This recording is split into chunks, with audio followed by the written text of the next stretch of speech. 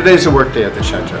While I'm digging and planting in the garden, my friends Joe and Chase are going to be helping me out with some projects that require a little heavier lifting. You know, like any aging beauty who tries to look her best as the effects of time begin to show on her face, we're going to give the old girl a facelift and a good foundation. And in the case of the Chateau, that means repairing and replacing some of the shutters, correcting a water issue in a window well that's causing the foundation to settle and the walls begin to crack just a bit, and some other projects. There's always something you have to do before you can do what you want to do, though, especially when you're working on an old house. The discoveries you find in the process make it worth the extra time and effort. The basement room below the dining room was once the kitchen, with a large window on the south side. The window well is 7 feet long by almost 4 feet wide and 3 feet deep. The original casement window has been removed at some point and replaced with glass block, and a large awning that hung over the dining room windows was removed decades ago. So the basement window well has been exposed to collect rainwater for some time, and the water had nowhere to go but to seep around the perimeter of the base into the clay soil below it, which has caused the base of the well to sink on one side and the foundation to settle more than usual. So Joe and Chase are going to start by digging out the old cement base, do some tuck pointing in the stone foundation, and re-pour the base to slant away from the house, just to make sure no water leaks into the basement. Hey, Joe. Yay, what's happening? Hey, great day to work outside, huh? Yes. Is this YouTube? Hello, YouTube? It will be, yeah. Phil, Chase. Hey, Chase. Chase, you gotta sign the waiver if you want to be on TV, I guess. Yeah, right. So, what are you looking at here? Oh, we're gonna put this old cast iron hose reel up. You just want it centered. Yeah, a little above the furnace vent there, I think. And then we're gonna probably try to take one of these shutters down today just to get an idea. Yeah, and some of the shutters are missing the hardware. Okay. Another one on the front is. So I just want to get one down and kind of see how brittle they are and what we're dealing with, and yeah, possibly might take one home. I can kind of chip at it here and there in my garage. And well, remember there are, plan. I think, 4 on the other side of the house, on the north side of the house, up on the windows that have the block glass. Okay. And you don't want those there. Don't really need them. Okay. No. So potentially we could reuse them. Right. Because the goal is to have all of the first floor windows get them. Yeah. We got one to replace here. And the other ones on the front are fine.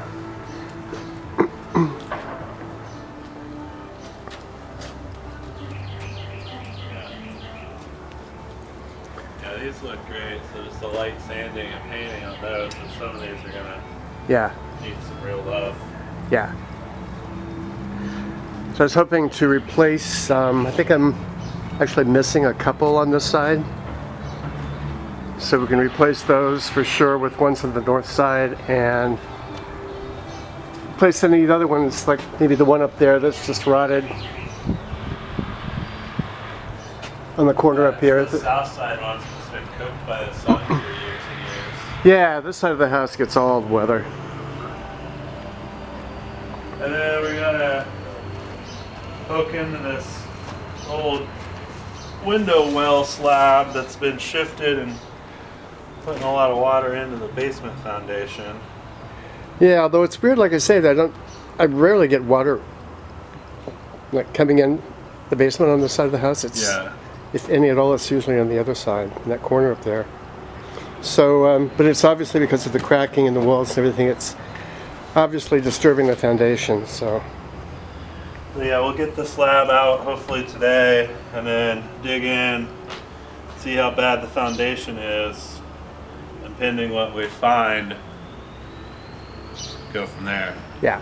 If we have to do any, I know there'll be some tuck pointing that we'll have to do. Oh, sure. It's to what extent. Right. Hopefully from the inside, it doesn't seem like we're gonna have to like take any blocks out and relay anything. Yeah, hopefully not. I mean, you can tell that they've done some repair before, or just covered it up anyway. I'm not sure really what kind of repair was done. So we'll see what rot we're dealing with once we get in there. Yeah. And then, depending on the amount of work, get you on the schedule for a wider time slot to do that repair. Okay. Looks like we got rain Sunday, Monday, Tuesday. We'll see what we have to deal with there. Yeah, man, this has been the rainiest spring I can remember in a long time. It's pretty wet. It's wild. You find any more Tapcons in there?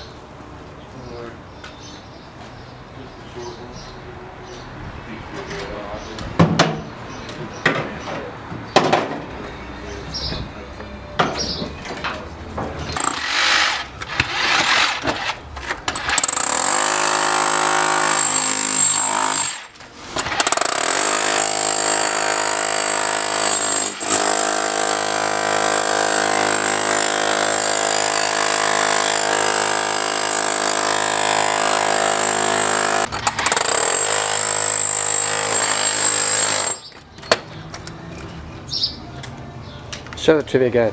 Not bad.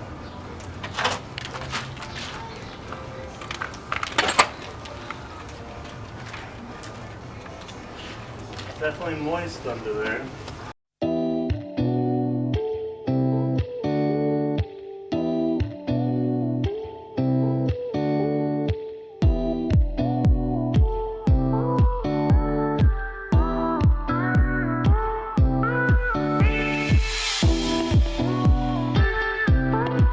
Between concrete and cement, or? So the main difference in layman's terms is one has more aggregate in it. Yeah, that's concrete, right? Yeah, concrete has more like rocks and bigger, bulkier things in it that take up space and then bind together with the cement that's in between the aggregate. Right. So like a cement is finer. Right. With less or smaller granule aggregate. Yeah. So there's still cement in concrete. Right, it's the binding agent. Yeah. The two opposite ends is like Portland and lime.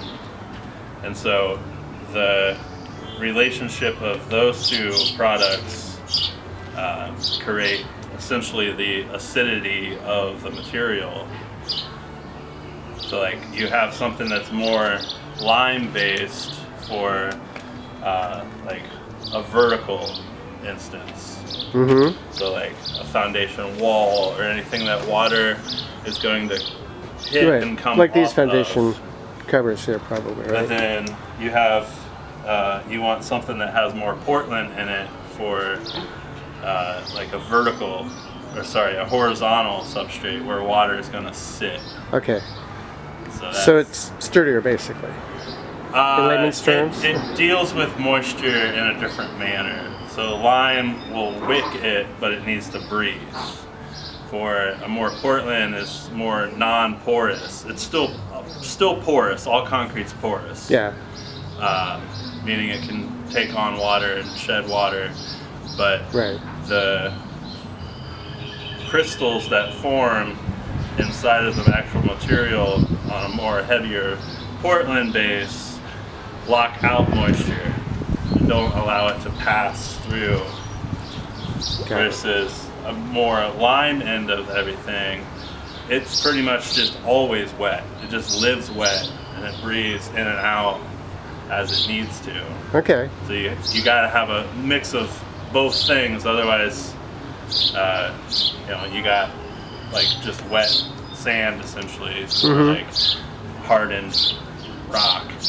Like they both serve their purposes. Yeah, and how they're dealing with moisture. Yeah, because I don't know, maybe it's just because it's cheap modern products, but it seems like a lot of the cement that I see anymore flakes easily. I mean, really quickly, and pretty new cement. and just doesn't seem as durable as concrete does. Right, because it has a lot more Portland in it, so it's yeah, it creates just like thin shells of it, similar to like a slate, where it flakes off, or like a shale or something shale, almost. yeah, absolutely. Like you see leftover from fracking or from old coal mining. Right. Right. A lot of creek beds around here. Yeah. So this has a decent amount of Portland in it, which is the like darker gray. Yeah. That you see in it mixed within the aggregate, and then as you get to the top, you'll see more of the lime. The lighter, whiter coloring is going to be your lime. Okay. You see all the different aggregates in it. Yeah. Yeah, for sure. Okay. So when it's repoured then? Because of what we're dealing with, it being a horizontal substrate, we're gonna. Do we want to give it any kind of a slant?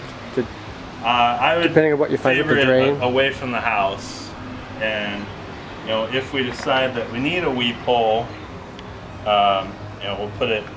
Right now, it's close to the house. Wherever it went, somewhere over there. We'll put it away from the foundation so that moisture is away. Right. Sure. Not exactly sure why they. Yeah, and I've never really right noticed or looked where it leads in the basement. So, unless it ties into the main drainage system. I would too, think that it ties into. This is new. That one's new. Yeah. So the one that was originally at the corner there disappeared when they put in the addition. Okay. Yeah. Didn't give that a lot of thought, so I had them put in a couple more downspouts when the roof was redone. Yeah, because our main goal, right, is to try to mitigate further settling from the cracks you can see of having a window stacked on a window, stacked on a window, which creates a really, insecure. Although you said it does seem like they do have some iron. There are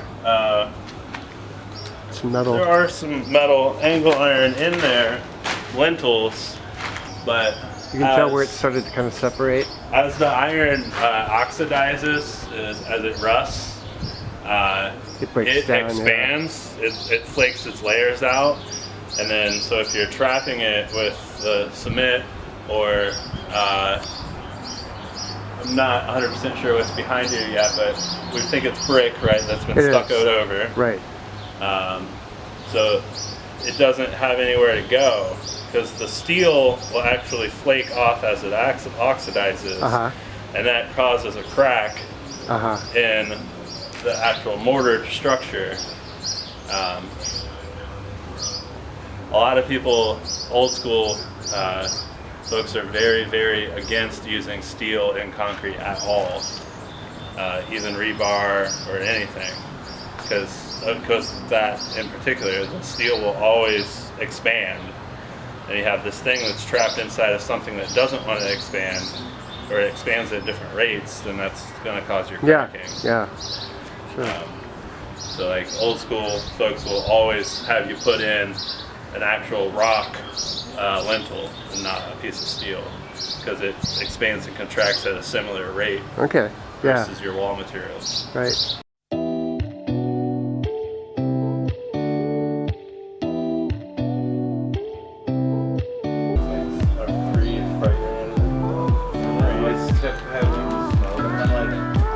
Smell like that. Are you sure? No, I don't spray myself with Febreze.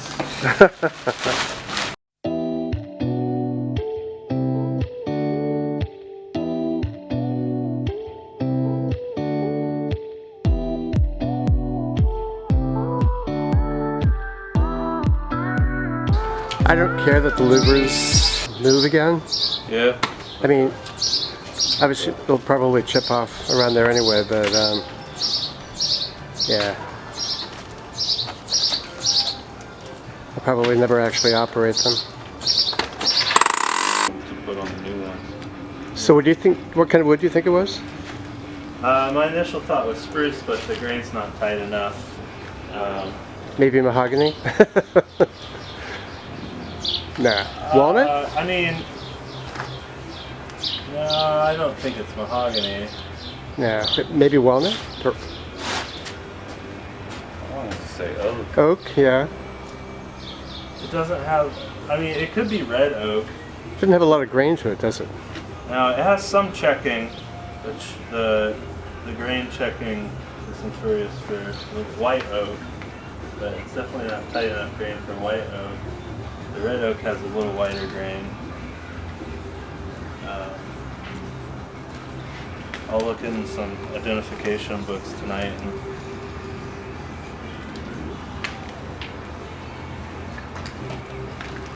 Okay, so just to go over this idea again before we go in. So the shutters on the front of the house below the porch have been protected from years of weathering and are in really good shape, except for one on the southwest corner there that gets all the weather. Has been lost at some point, although the hardware is still there. So the plan is to replace the shutters on the first floor all around the house with solid panel shutters like these that are common on chateaus and maisons de maître in France, and use the louvered shutters on the upstairs windows. And it really kind of makes sense that there would be solid panel shutters on the first floor for privacy and louvered shutters on the second floor for ventilation in the bedrooms at night. So it may not be original to the colonial revival style that the owner of the house around the turn of the last century had in mind, but it'll be true to the style of French chateaus. And that's what this is, an urban French chateau. A lot of people think that the house looks like it belongs in the French Quarter of New Orleans anyway, so I'll be building on that French influence and still keeping most of the colonial revival style from the last remodel, and just adding another influence to it, from Italianate to colonial revival to French revival. So there's an old drain or weep hole pipe in the corner of the base of the window well that just helped to drain off water that would collect in the well over the years. Joe thought it might actually be an old gas line that was cut off. But even though I'm pretty sure that the room below the dining room was originally the kitchen, I don't really see much purpose in a gas line at that point coming into the room. At one time, there's a pretty large window awning over the dining room window. It probably helped to protect water from getting into the window well during a heavy rainstorm. You see the anchors in the exterior wall there for the old awning.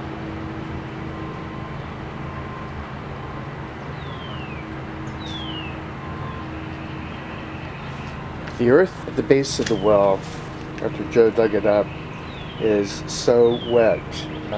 Now, who knows how many years water is collected in there, and really had no place to drain. The old drain that was in the corner there had gotten plugged with dirt and sediment, and who knows what the footing for the foundation of this 150-year-old house was like. So it only makes sense that over the many years, the ground around the foundation has just stayed wet and created some sinking, and which ultimately caused some cracking in the exterior walls. So that's what we're trying to avoid and correct the problem as well as we can for now. And the plan is, once the new base for the window well is poured, I'll be getting a new cover for it. I found a company online that makes some custom-sized, custom-made window coverings like this one, and it allows full access into the well. You can lift it up, and there are some side vents, or you can get it completely covered the side vents had some ventilation anyway. So the plan is to order one of those. Joe's going to help me with getting exact measurements for it, and hopefully that'll correct the problem and protect it from water gathering in there in the future. So this is the inside view of the window looking out from what was once the basement kitchen. It has just a small screened vent in the middle of the glass block now, but at one time the entire window opened up. You can still see the hook that held it open hanging from the rafter, and another wedge that would just prop it open for ventilation. The area is the laundry room now, and here's an antique iron rug beater that was used to beat dust, dirt, and bugs from throw rugs and blankets and anything else that was too heavy or too big to wash. Servants would take the rugs or blankets outside, hang them over a clothesline, and literally beat the dirt out of them to freshen them after a long winter's use. You can see on the wall here where there's been some repair work at some time in the past, but it looks like they've mostly just covered it over cosmetically, so it's hard to tell what condition the stone foundation is really in and how much settling damage the water that the clay soil has held over the years has done. But at least there's no evidence of any major cracking, and there's never been any water leaking in this area. So with a little attention now, hopefully it will last another 150 years. I think our plan to dig up the base of the window well and pour a new one with a slight slant away from the foundation will help. And then when I get the new cover over the well, it should keep it nice and dry, but still ventilated.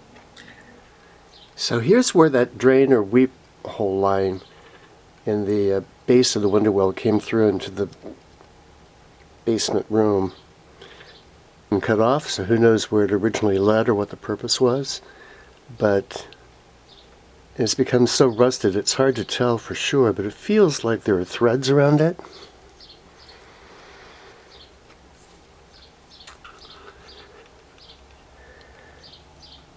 Anyway, it came in right below the water line. It comes into the basement room here for the sink.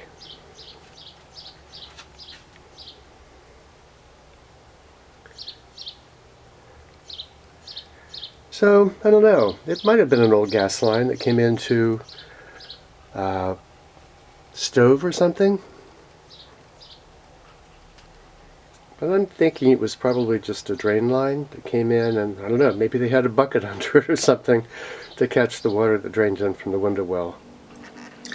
And while we're in the basement, this isn't a spider hanging between the rafters. It's actually the wires from an electric servant's call buzzer that's on the floor in the middle of the dining room just above us. It was probably installed around 1910 when the house went through a pretty extensive renovation. The owner would step on the buzzer to ring the servants when the next dinner course should be served, and the staff in the basement could hear it. How Downton Abbey, right? I've been checking online to see if I can find one of a similar design, but haven't found anything that quite matches yet. So maybe we can visit the local architectural salvage store to see what they have.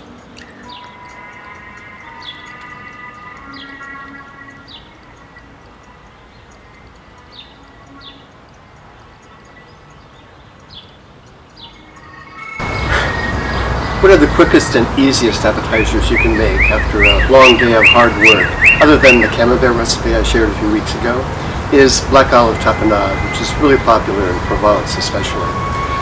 You just take about a half cup of black olives, like Kalamata olives, another half cup of other Mediterranean olives, like niçoise, just for a little color and flavor variety, some capers, a couple of cloves of garlic, some lemon zest. You put those into a food processor and grind it up to a really fine paste. Or you can just take a chef's knife and chop up the olives and the capers real finely. And then spread it onto a baguette. And the way you can tell a good baguette is when it's nice and golden brown and real crunchy on the outside and soft and chewy on the inside. And we're going to wash that down with a French Martini. Again, really easy. Just a couple ounces of vodka, and that's a pineapple juice, quarter ounce of Chambord, raspberry liqueur, and garnish that with a raspberry and a lemon zest, and bon appetit!